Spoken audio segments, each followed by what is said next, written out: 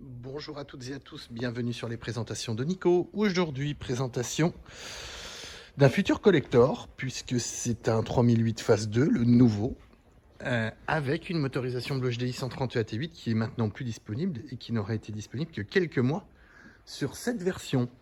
Nouvelle couleur, le gris sélénium, nouvelle jante bien entendu, finition GT.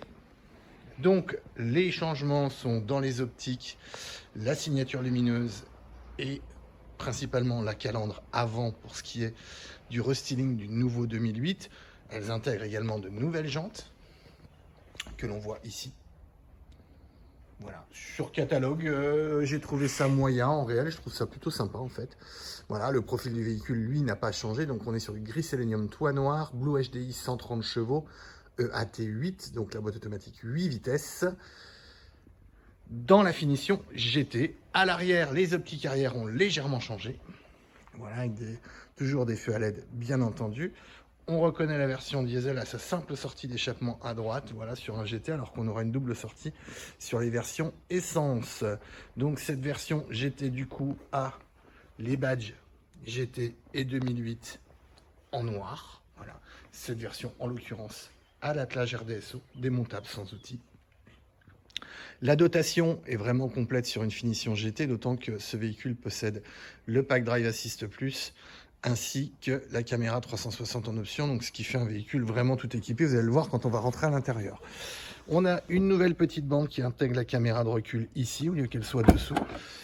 Le coffre, pas de changement avec ce système de double plancher qui va nous permettre de faire un plancher plat. Les banquettes 1/3, 2/3, bien entendu, font partie de la dotation de série du véhicule. À l'arrière, donc, siège simili-cuir tissu avec les surpiqûres en quartz que l'on va retrouver de partout. Voilà, les prises USB arrière pour recharger les smartphones ou les tablettes des enfants.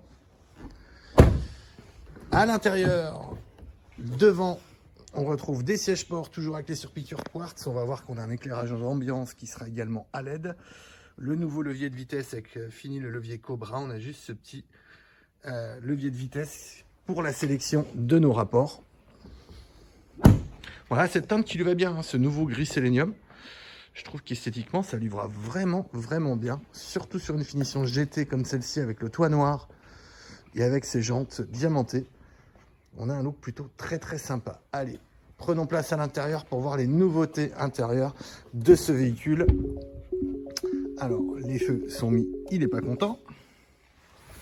Allons-y. Donc, on intègre un nouvel écran, mais surtout un nouveau système multimédia, celui emprunté à la nouvelle 308. Voilà, donc ceux qui ont des 308 vont le reconnaître. Voilà le nouveau système, donc avec le nouveau système de navigation qui va aller cette fois-ci sur toute la longueur complète de la navigation. On n'aura pas les séparations avec seulement les clims sur les côtés comme on avait auparavant. Donc toujours un sélecteur de mode de conduite, un frein à main électrique bien entendu. Ce petit levier qui va nous permettre par exemple ici de passer la marche arrière, donc caméra à 360 degrés ici. Donc là si je passe la marche avant, vous voyez c'est ma caméra avant, là ma caméra arrière tout simplement. Voilà. La position manuelle si on le souhaite également, et le parking simplement en appuyant sur le bouton, sachant que vous n'avez pas besoin d'appuyer sur le bouton puisque du moment où vous allez éteindre le véhicule, le frein à main se met et la boîte passe sur parc. Charge par induction par ici, donc les prises USB bien entendu, donc micro USB, maintenant on est en USB-C. Voilà, des nouveaux, ici vous avez toujours le piano ici, mais on a de nouveaux boutons ici en fait, des shortcuts pour voilà, les réglages de la voiture par exemple ici, la ventilation par là, voilà, et le menu de base ici. Toujours le cockpit 3D virtuel avec un petit changement, c'est qu'on ne peut plus avoir la navigation en face de soi. Alors ils sont revenus en arrière pour ça. Alors je ne sais pas pourquoi, est-ce que c'est une contrainte technique, est-ce que c'est une contrainte par rapport à la conduite, la concentration.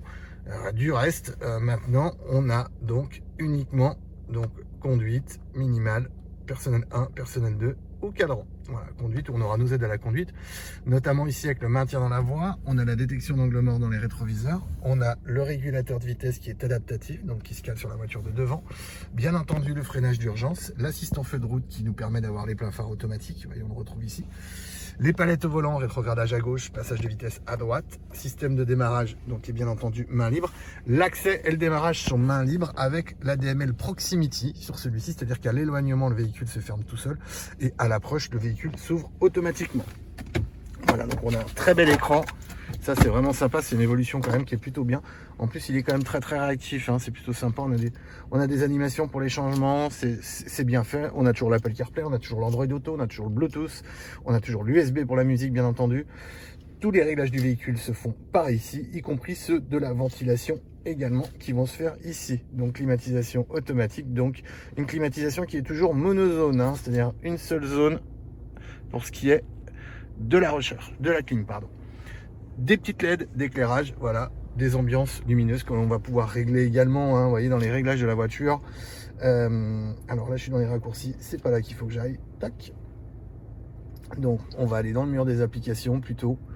Voilà, où là, on va voir tout un tas de choses au niveau des paramètres. Donc, les paramètres du véhicule, la personnalisation, couleur de l'écran. Vous voyez, on peut avoir du blanc, du vert, du rouge. On choisit comme on veut. J'aime bien le quartz, comme ça va avec les surpiqûres. Et vous avez la couleur intérieure qui est également changeable, hein. C'est-à-dire que vous voyez, je peux passer à un vert un peu plus turquoise, je peux passer au violet, je peux passer au rouge. Voilà, on a différents choix, c'est plutôt sympa. Voilà, donc je me mets sur le quartz parce que j'aime bien. Alors il y a une petite mise en main quand même au niveau du système d'exploitation là, en l'occurrence, puisque le système a beaucoup changé en termes de prise en main par rapport à ce qu'on connaissait chez Peugeot. Ça peut être compliqué au début. Bon, alors après, on s'y fait plutôt bien, c'est-à-dire de revenir sur le menu directement ici, où on va avoir principalement, vous voyez, le mur des applications, on a tout ici. ADAS, ça va concerner toutes nos aides à la conduite. Donc les caméras panoramiques, toutes les fonctions, vous voyez, détection d'obstacles, maintien dans la voie, freinage automatique, lecteur de panneaux, avertissement d'angle mort, etc. Vous pouvez tout activer, désactiver comme vous le souhaitez, tout simplement. Donc vous l'avez compris, le véhicule est bien fait, c'est toujours très très bien fini, hein.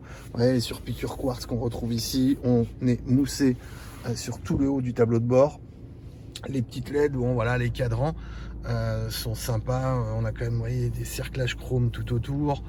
L'écran est super beau, le volant est très beau avec le badgeage GT en bas, avec une jante relativement large, toujours avec des surpiqûres quartz.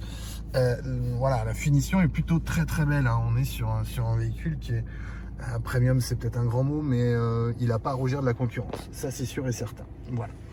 Mais écoutez, j'espère que cette vidéo vous a éclairé si toutefois vous étiez intéressé par un nouveau 2008.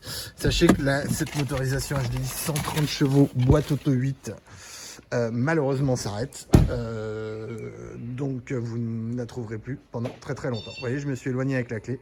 Le véhicule s'est fermé à clé. N'hésitez pas à laisser un pouce bleu pour dire que vous avez aimé la vidéo, vous abonner aux présentations de Nico et un commentaire si vous avez des questions. À bientôt, au revoir.